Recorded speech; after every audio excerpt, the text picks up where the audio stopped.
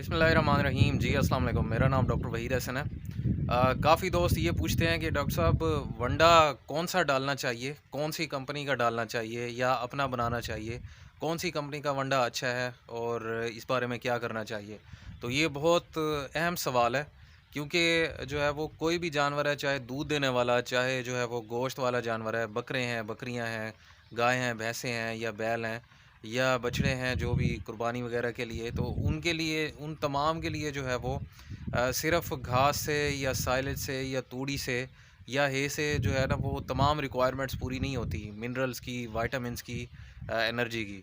तो उसके लिए जो है ना, वो वंडा तो लाज़मी डालना पड़ता है, कंसंट्रेट पार्ट्स का जो हिस्सा होता है वंडा, तो वो लाज़मी डालना होता है। तो ये बहुत अहम कंपोनेंट है। तो अगर इसकी क्वालिटी अच्छी नहीं होगी तो ज़ाहिर-सी बात है, आपका जो है वो इकोनॉमिकली भी जो है वो इतना फ़ायदा नहीं हो रहा होता और जानवर की जो है वो प्रोडक्शन भी अच्छी नहीं हो रही थी। ना दूध इतना बढ़ रहा होता है, ना गोश्त।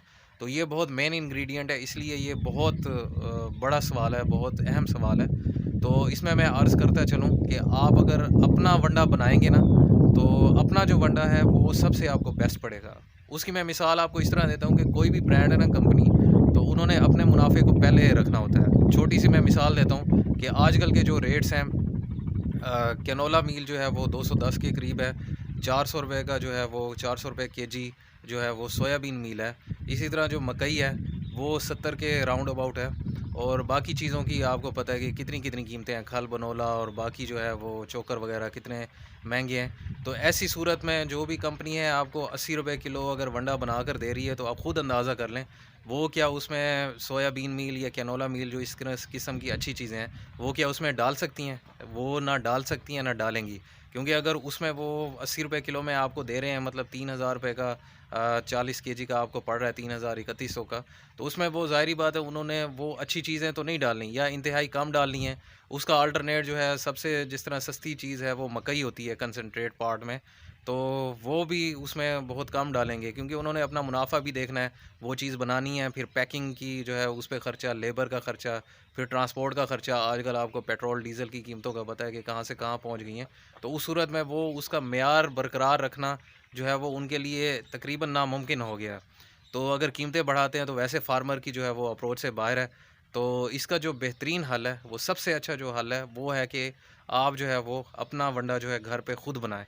इंग्रीडिएंट्स जो है वो इतना ज़्यादा फ़र्क नहीं होता कि आप जिस तरह है, अगर बल्क में लेंगे तो आपको सस्ता पड़ेगा। लेकिन अगर आप छोटे लेवल पे, जिस तरह आपके पास 40-50 जानवर हैं या 10 जानवर भी हैं, तो उस लेवल पे भी अगर आपको थोड़ा-सा महँगा पड़ता है, लेकिन फिर भी आपको जो है वो, जब आप उसको रिज़ल्ट को अगर आप देखेंगे, तो वो आपको ज़्यादा सस्ता पड़ेगा, ज़्यादा इकोनॉमिकल पड़ेगा, क्योंकि वो आपको 2 गुना ज़्यादा रिज़ल्ट दे रहा होता है। जहाँ आप बाज़ारी वंडा जो है वो 1 केजी खिला रहे हैं, उसी जो है रिज़ल्ट से आपको, मतलब उसी रिज़ल्ट, अगर उतना ही रिज़ल्ट आपको चाहिए, तो वो आधा किलो आपका घर का बना हुआ वंडा अगर आपने क्वालिटी इंश्योर की है, तो वो आपको रिज़ल्ट देगा। इसमें एक और बात भी मैं आप प्लस करता चलूँ कि वनडे के जो फ़ार्मूले हैं, तो वो मुख्तलिफ़ होते हैं। तो वो डिपेंड करता है, अगर आप सस्ता वंडा फ़ार्मूला बनाना चाहते हैं, तो आप बेशक मुझे अज़ा बताएँ कि आपको कौन-कौन से अज़ा आपके करीब सस्ते मिल रहे हैं। कभी कहीं पे मकई सस्ती होती है, कहीं पे चने की सूड़ी, कहीं पे खल बनोला सस्ती होती है, कहीं पे कैनोला मील सस्ता मिल रहा होता है।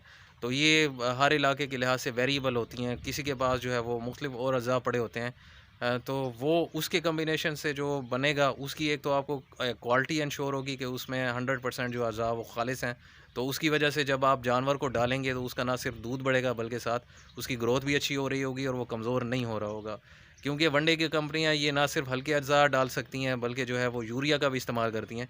तो यूरिया से बेशक सीपी तो बढ़ जाती है, क्योंकि यूरिया सस्ता तरीन जुज़्व है सीपी बढ़ाने का। लेकिन जो है, क्योंकि यूरिया में एनर्जी तो होती नहीं है, तो वो उल्टा जो है वो जानवर की जो हालत है, जो उसकी बीसीएस है, उसको कमज़ोर कर रहा होता है। तो वक्ती तौर पे बेशक दूध बढ़ता है, लेकिन overall in the long run जो है वो बड़ा नुकसान दे रहा होता है। तो आज की वीडियो का लुब लबाब यही था कि आप अपना वंडा बनाएँ। तो इसके लिए मज़ीद कंसल्टेशन की ज़रूरत है, तो आप मेरे व्हाट्सएप नंबर पे या कमेंट्स में रब्ता कर सकते हैं। तो दुआ में याद रखिएगा। आपका निगहबान हो। अल्लाह हाफ़िज़।